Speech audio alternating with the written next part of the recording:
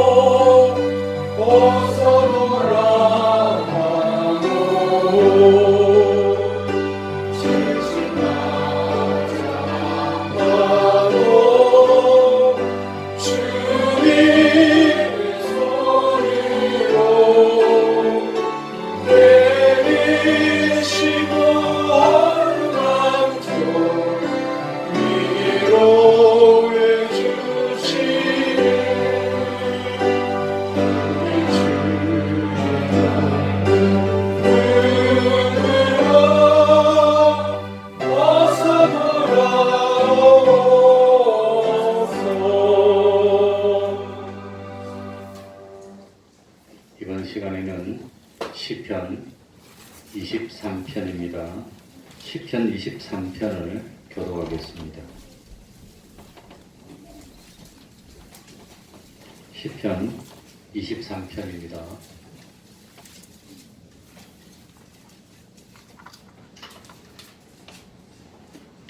교독하겠습니다. 여호와는 나의 목자시니 내가 부족함이 없으리로다. 나를 푸른 수장에 누이시며 쉴만한 물가로 인도하시는도다. 내 영혼을 소생시키시고 자기 이름을 위하여 의의 길로 인도하시는도다. 내가 사망의 무심한 골짜기로 다닐지라도 해를 두려워하지 않을 것은 주께서 나와 함께하시니라. 주의 지팡이와 막대기가 나를 안위하시나이다. 주께서 내 원수의 목전에서 내게 상을 베푸시고 기름으로 내 머리에 바르셨으니 내 잔이 넘치나이다. 나의 평생의 선하심과 인자하심이 정녕 나를 따르리니 내가 여호와의 집에 영원히 거하리로다. 아멘. 이제 통성으로 기도드리겠습니다. 하나님 아버지, 주님이 부족한 것을 하나님의 일성과 내가 부족하셨습니다. 오로지 하나님의 뜻에 순종하고 주님 인도하시는 대로 따르고 하나님 아버지 주님 안에서 진리하여 하나님이시여 주님이여 우리 태평양 중에 악령이 통과된 중에 참으로 진리와 인도를 어쨌든지 참 주님이 되었습니다. 참 하늘나라를 위해서 준비하는 데 하나님 아버지시여 주님이여 그 믿음이 하루하루 지날 때마다 점점 장성해진다. 하나님 아버지 그의 주님이 오신다는 증명을 하나님 아버지 주님 아버지 하나님이여 주님을 위해서 참 주님을 위해서 아버지 하나님 주님의 우리 하나님을 위하여 보시게 하는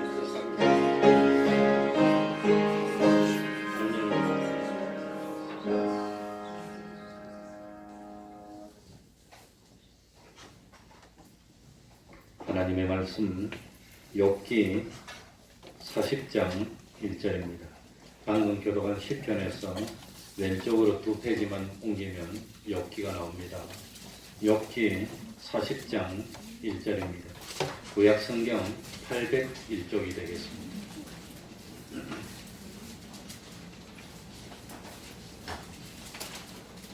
부득이한 경우 말고는 4층에 내려오셔서 예배 드리시기 바랍니다. 욥기 40장 1절입니다. 제가 읽겠습니다. 여호와께서 또 욥에게 말씀하여 가라사대 변박하는 자가 전능자와 다투겠느냐 하나님과 변론하는 자는 대답할지니라. 욥이 여호와께 대답하여 가로되 나는 미천하오니 무엇이라 주께 대답하리이까 손으로 내 입을 가릴 뿐이로소이다. 내가 한두 번 말하였사온즉 다시는 더하지도 아니하겠고 대답지도 아니하겠나이다. 여호와께서 폭풍 가운데서 욥에게 말씀하여 가라사대 너는 대장부처럼 허리를 묶고 내가 네게 묻는 것을 대답할지니라. 내가 내 심판을 패하려느냐 스스로 어렵다 하려 하여 나를 불의하다 하느냐. 아멘. 8절까지만 읽었습니다. 예. 이 시간에는 욥기를 1장부터 필요한 부분을 읽으면서 욥기에 대해서 우리가 한번 공부를 해보겠습니다. 혹시 제가 잊어버릴 것 같아서 달력 그 싼 건 내려놨습니까? 혹시 오후에 마치고 가실 때 신년도 달력이 준비됐습니다. 내가 나중에 광고하면 잊어버릴 것 같아서 가실 때 달력은 미리 한 장씩 가져가시기 바랍니다. 필요한 대로. 우리 우선 욥기 1장 1절을 한번 다 같이 읽어보겠습니다. 욥기 1장 1절입니다. 우스 땅에 같이 읽겠습니다. 시작. 우스 땅에 욥이라 이름하는 사람이 있었는데 그 사람은 순전하고 정직하여 하나님을 경외하며 악에서 떠난 자더라. 우스 땅이 어딘지 창고서적을 쭉 찾아보니까 지금 이스라엘 땅의 동남쪽에 위치한 에돔 땅과 아라비아 근처를 우스 땅이라고 합니다.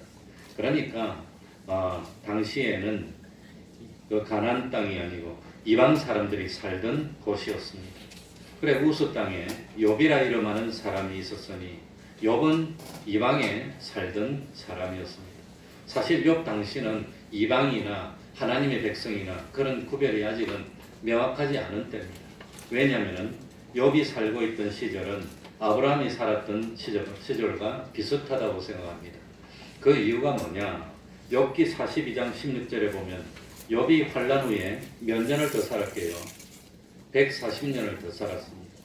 그러면 욥이 환난을 당할 때는 몇 살이나 됐을까요? 그건 성경에 나오지 않습니다. 다만 확실한 것은 욥이 환난 후에 몇 년 살았다고요? 140년. 그런데 욥은 자녀가 몇 명입니까? 10명입니다. 그런데 욥기 뭡니까? 여기 14절에 보면은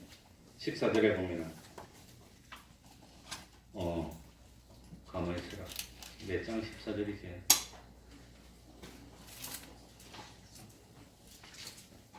사절이 아닌데. 예? 4절. 아, 맞네. 14절에 아니고 4절. 왜 내가 10절을 적어놨나? 예. 4절에 보면은, 욥의 자녀들이 다 독립을 했습니다. 각각 자기 집에 살고 있습니다. 그러니까 10명의 자녀가 전부 다 독립했으니까 그 정도 되려면 나이가 몇 살쯤 돼야 될까요? 한 50은 넘어야 될 것 같아요. 10명의 자녀니까. 1살 터울이면 10년이고 2살 터울이면 20년인데 그런데 그 10명의 자녀들이 다 독립해서 각각 자기 집에 살고 있었습니다. 그러니 적어도 5, 60 됐다고 보면은 욥이 환난 후에 140년을 더 살았으면 200년 가까이 산 겁니다. 190년. 그 200년 가까이 살 때는 아브라함이나 이삭의 시절이었다고 하는 겁니다. 그러니까 아브라함 때는 뭐 이스라엘 백성들이 따로 뭐 있는 그런 때도 아니고 하나님이 믿음의 조상이 되는 아브라함을 선택해서 가나안 땅으로 보내는 그런 시절이니까 어쨌든지 그때에 에돔 땅에 이방 사람들이 사는 곳에 욥이라고 하는 하나님을 잘 섬기는 사람이 있었다고 하는 겁니다. 근데 하나님이 인정하기를 욥은 순전하여 외식이 없습니다. 다른 사람에게 보이려고 하는 그런 게 없었다고 하는 겁니다. 그 다음에 정직하다는 것은 양심에 거리낌이 없는 생활을 하는 사람을 나타내는 단어가 정직이라고 하는 겁니다. 하나님을 경외한다고 했습니다. 그러니까 욥이 하나님을 알고 있습니까? 모릅니까? 하나님을 알고 있었다고 하는 겁니다. 하나님을 믿었습니다. 그리고 하나님을 경외한다는 것은 하나님을 존경하고 하나님을 두려워하고 하나님을 섬기는 자세가 경외입니다. 그래서 순전하고 정직하고 하나님을 경외한 결과 어디에서 떠났지요? 악에서 떠났다는 것은 하나님 말씀에 순종하는 삶을 살았다고 하는 겁니다. 그래 욥이라고 하는 이름이 그 어원을 찾아보니까 하나님께 돌아온 자라는 그런 어원도 있고 또 미움을 받는 자라는 어원도 가지고 있습니다. 욥은 하나님께서도 인정하시고 있는 순전하고 정직하여서 하나님을 경외하며 악에서 떠난 사람이었는데 그럼에도 불구하고 고난을 당했다고 하는 겁니다. 이 자리에 욥처럼 고난을 많이 당하신 분이 있습니까? 10명의 아들이 하루아침에 다 죽은 사람이 있습니까? 자기 전 재산을 하루아침에 다 빼앗긴 사람이 있습니까? 없잖아요. 그뿐입니까? 나중에 자기 몸도 머리끝부터 발끝까지 다 그냥 악창이 나고 뭐 그냥 몸이 망가지고 엉망이 된 그런 사람이 있습니까? 그건 당해보지 않으면 모릅니다. 남 말은 하기 쉽지만 자기가 당하면 세계 최고의 얼음이라고 그럽니다. 그러니까 참 이 욥이 참 이렇게 어려운 지경이 됐습니다. 2장 11절에 보면은 때에 욥의 친구 세 사람이 그에게 이 모든 재앙이 임하였다함을 듣고 각각 자기 처소에서부터 이르렀으니 곧 대만 사람 누구지요? 엘리바스, 수아 사람 빌닷, 나아마 사람 소갈이라고 이라 그들이 욥을 조문하고 위로하여 화려하여 상략하고 오더니 그래서 드디어 욥의 세 친구가 나오는데 제일 먼저 대만 사람 엘리바스입니다. 엘자가 들어가는 건 벌써 하나님하고 관계됩니다. 하나님이 엘로힘이니까 엘 그러면 벌써 그러니까 대만은 에돔 지역이라고 합니다. 수아 사람 빌닷인데 수아는 아브라함의 후처 그두라와 아브라함과 사이에서 태어난 수아의 후예라고 합니다. 그러니까 수아 사람이라고 하는 것은 벌써 아브라함의 후손이라고 하는 겁니다. 그러니까 아마 이삭이나 야곱 시절이 아니었을까 뭐 그런 생각이 듭니다. 그리고 이 수아가 살던 곳도 에돔에서 멀지 않은 지역입니다. 그리고 나아마 사람 소발이가 있는데 나아마도 에돔 북서쪽에 위치하는 곳이라고 합니다. 그러니까 욥도 에돔 근처에 살았고 세 사람도 욥의 친구들이니까 그 근처에 살고 있었던 사람이라는 것을 알 수 있습니다. 그런데 욥도 그렇고 또 엘리바스도 그렇고 또 참 뭡니까 이 빌닷도 그렇고 그 다음에 그 세 번째 그 누구지요? 소발도 그렇고 다 하나님을 믿는 사람이었고 하나님을 공경하고 있었다고 하는 겁니다. 그러니까 그 당시에 아브라함이나 이삭이나 야곱 말고도 하나님을 이렇게 믿는 사람이 있었다는 것이 놀라울 뿐이고 아마 숨겨놔서 그렇지 지금도 우리가 잘 몰라서 그렇지 참 하나님을 믿는 하나님의 백성이 여기저기에 있을 것입니다. 그래 참 상략하고 오더니 그 다음에 뭐라고 되어 있습니까?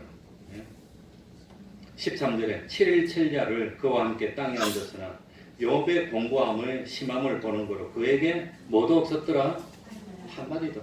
너무너무 어려움을 당하면 그 사람에게 무슨 말을 해줄까? 해줄 말이 없다고 하는. 무슨 말을 하더라도 할 말이 없어. 그래서 할 말이 없으면 뭐만 하면 된다 그랬죠. 함께 있어주기만 해도 돼. 함께. 괜히 잔소리할 필요 없이 함께 있어주면 됩니다.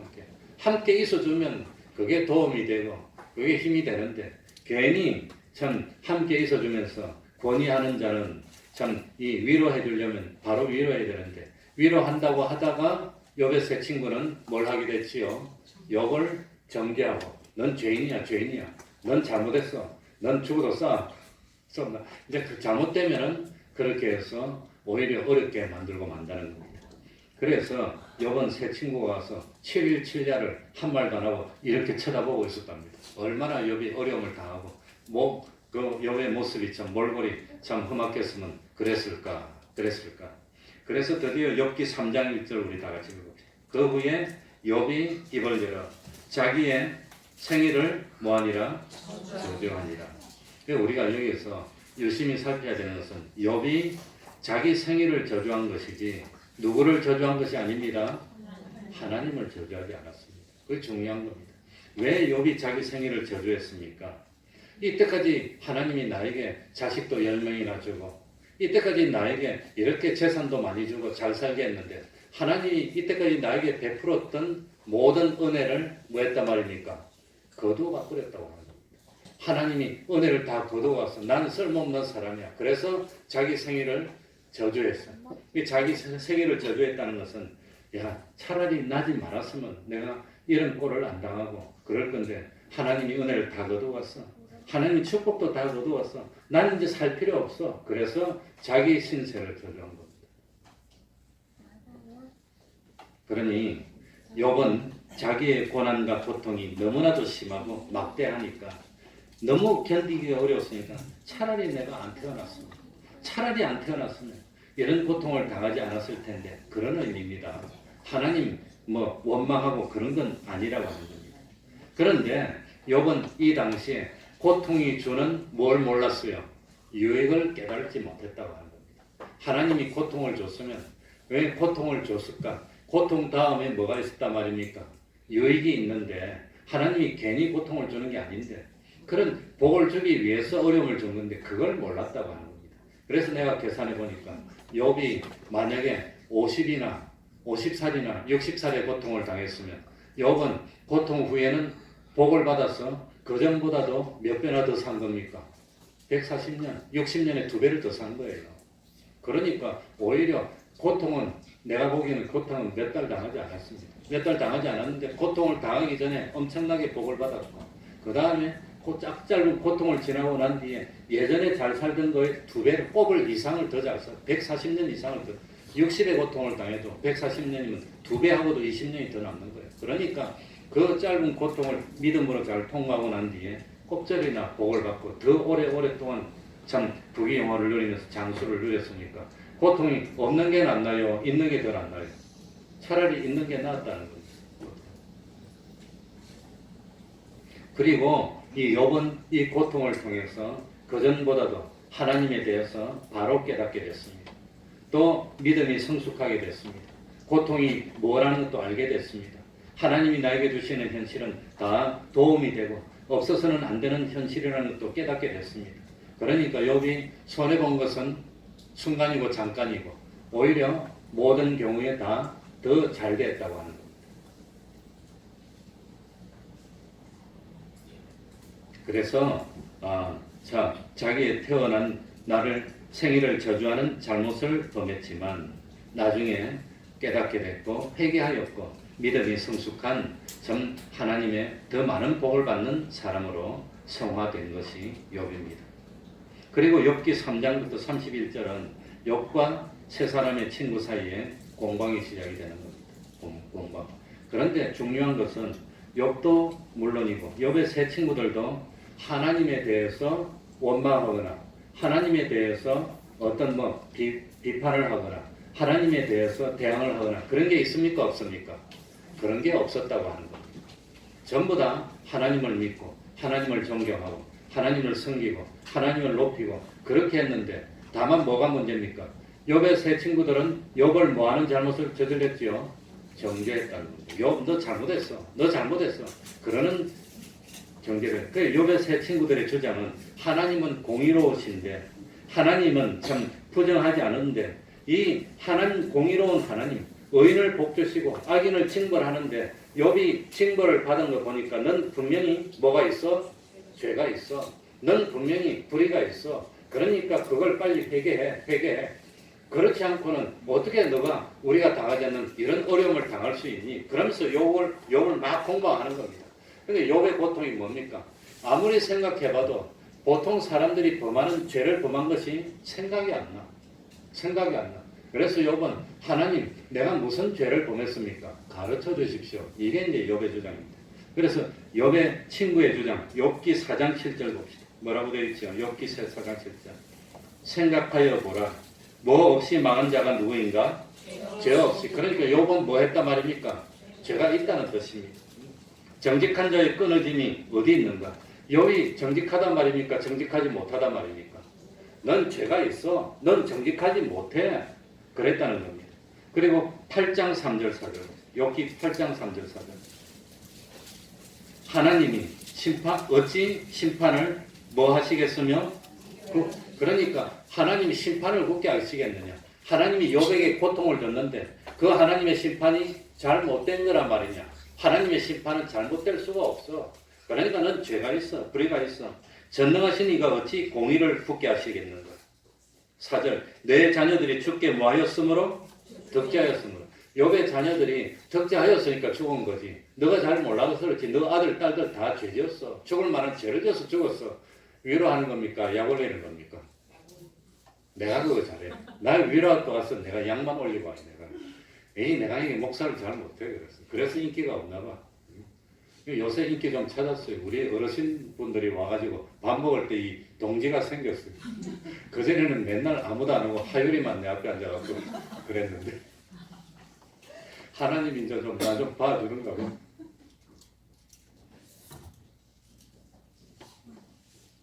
언제더라? 김장한 날도 김장 끝내고 13사람이 밥 먹으러 갔는데 내가 제일 안쪽에 앉으니까 저쪽 끝에서부터 앉더라고요. 나는 재수없는 사람이 아닌데 왜 목사가 있는데 끝에서부터 앉나? 내가 옆에 일부러 자꾸 올라 그러고 그냥 가깝게 해야 되는데 먼 데서부터 앉는. 그랬는데 목사님하고 가까워지면 복 받습니다. 목사님하고 멀어지면 하나님하고도 멀어집니다. 아멘 안 하네. 아멘 안 하네. 그런데 욥은 아무리 생각해도 특별히 하나님 앞에 죄를 범하거나 불의를 행하거나 범죄한 것이 생각이 안 나는 겁니다. 그러니까 자기가 하나님 앞에서 무슨 큰 사악한 죄를 범했길래 얼마나 흉악한 죄를 범하면 10명의 아들이 다 죽고 재산도 없어지고 부인도 그냥 욕하고 떠나버리고 이런 현실을 맞이할 수 있느냐. 욥기 13장 23절 24절 욥기 13장 23절 24절 욥기 13장 나의 불법과 죄가 얼마나 많으니까 나의 허물과 죄를 내게 뭐하여 주옵소서. 그러니까 왜 내가 이런 어려움을 당해야 됩니까? 그걸 모르겠어. 하나님 왜 나를 이렇게 괴롭힙니까? 왜 내 이날 이 시간까지 이렇게 힘들게 삽니까? 우리 진행 집사님 카톡에 한동안은 시커멓게 해놨어요. 시커멓게. 얼마나 힘들면 시커멓게 해놔. 그냥. 깜깜해. 요즘은 어떤 색깔인지 잘 모르겠어요. 시커멓게 해놔. 그러니까 마음이 억장났고 시커멓고 희망도 없고 살기 싫고 그렇다는 뜻이죠. 뭐라? 통일. 네? 사실을 잘못 찍었어요. 잘못 찍어야 됩니다. 하나님 앞에 그러면 안 됩니다. 녹색으로 해놓고 그냥 그래야 됩니다. 파란색으로 해놓고 또 다음 주부터 뭐라 하려고 나는 이 눈치가 없어. 24절에 주께서 어찌하여 뭘 가리시고 얼굴을 가렸다는 것은 나한테 은혜 베푸는 걸 안면 몰수한다는 뜻입니다. 나를 주의 무엇으로 여기시나이까? 대적으로 여깁니까? 이게 욥이 내가 무슨 죄를 졌는데 나를 대적으로 여기시고 은혜로 다 빼앗아가 버리고 날 이렇게 힘들게 합니까? 내 지은 죄를 좀 가르쳐 주십시오. 이렇게 서로 주장하면서 공박을 세 차례씩 벌립니다. 그러니까 참 이 욥은 나는 무슨 죄를 짓는지 모르겠다.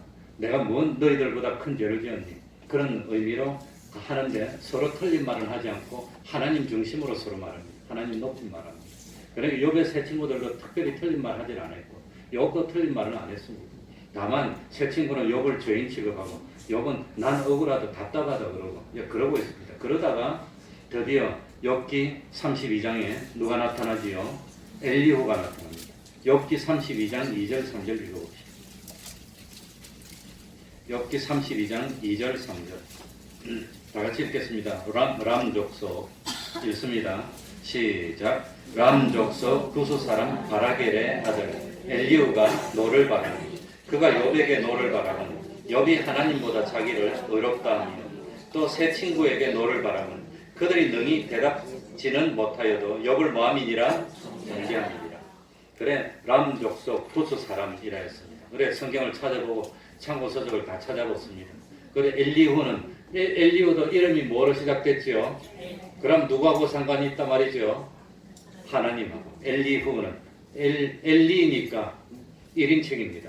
그러니까 그는 나의 하나님이라는 뜻입니다. 그는 나의 하나님. 그리고 엘리후도 하나님을 믿는 하나님의 백성이고 엘리후는 람 족속 부스 사람인데 이 부스가 누구냐? 아브라함의 형제 나홀과 그 하란의 딸 밀가와 그러니까 아브라함의 형제와 밀가 사이에 난 아들이니까 아브라함에게 누가 되지요? 조카입니다. 조카. 자기 형제의 아들이니까. 그게 엘리후입니다. 그러니까 이 엘리후가 화를 낸 이유는 욥이 하나님보다 자기를 뭐하다 하며 어렵다 하며 우리말 성경은 약간 번역이 잘못되었습니다. 이게 영어 성경만 봐도 나옵니다. 하나님 앞에서 자기의 의를 주장했다고 그럽니다. 자기의 의를 주장했다. 자기가 하나님보다 어렵다고 하고 하나님 앞에서 자기 의를 주장했다. 하나님 앞에서 의를 주장할 수 없습니다. 사람은. 하나님 앞에서는 오로지 사람은 누구일 뿐이지요? 죄인입니다. 원죄를 가지고 태어났기 때문에 날 때부터 죄인일 뿐입니다. 부족하고. 그리고 엘리후가 세 친구들에게 화를 발한 이유는 세 친구들이 욥을 뭐 했단 말이지요? 정죄. 뭐가 죄인지도 모르고 정죄를 했다는 겁니다. 그 정죄를 했으면 무슨 죄를 지었는데 뭘 잘못했는데 그걸 말을 못 해주는 거예요. 그걸 무조건 잘못했대. 그럼 뭘 잘못했는데 이제 정죄를 한 거. 그게 잘못했다는 겁니다. 그리고 엘리후의 주장을 쭉 읽어보면은 욥이 당하는 고난은 하나님께서 사람을 구원으로 인도하는 그런 은혜에서 나온 그런 고난이기 때문에 고난도 유익되다고 주장하니까 엘리후의 주장은 한층 더 성숙됐고 한층 더 발전했어요. 나중에 하나님이 나타나서 엘리후를 야단칩니까? 야단치지 않습니까? 엘리후를 야단치지 않습니다.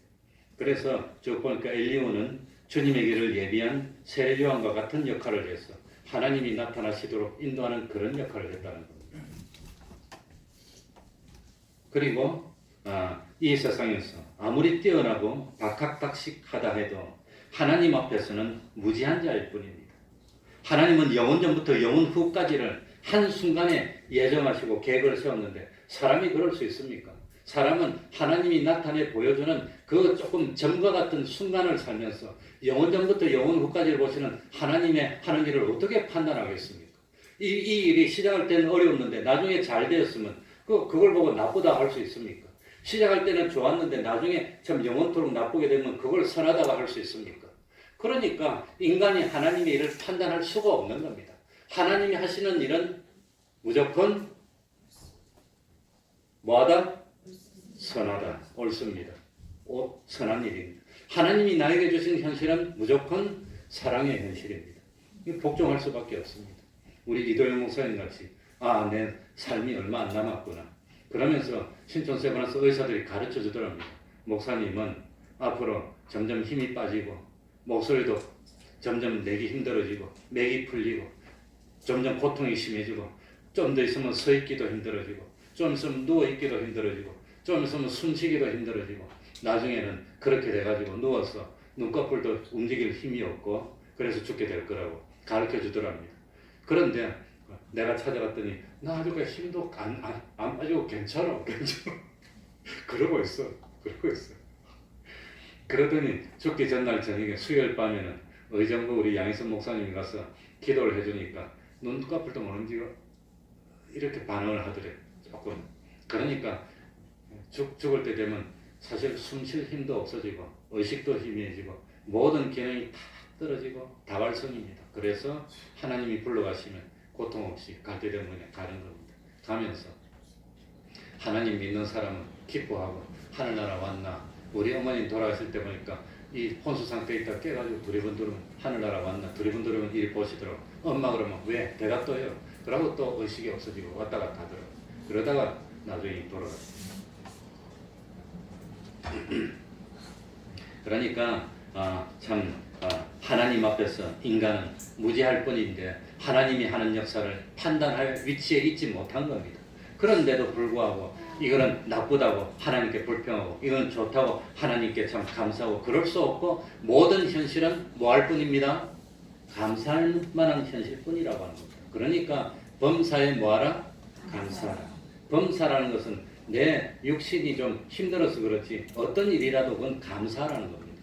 알고 보면 감사할 일밖에 없는 겁니다. 예수 믿는 사람은. 왜? 근본적으로 뭐 받았습니까?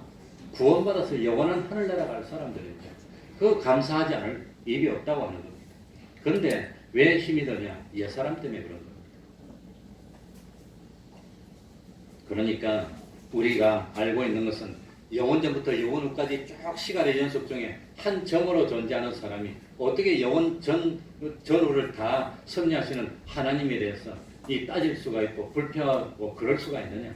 하나님이 하시는 일은 모든 것이 선한 역사입니다. 이걸 믿어야 됩니다. 그래서 하나님은 욥을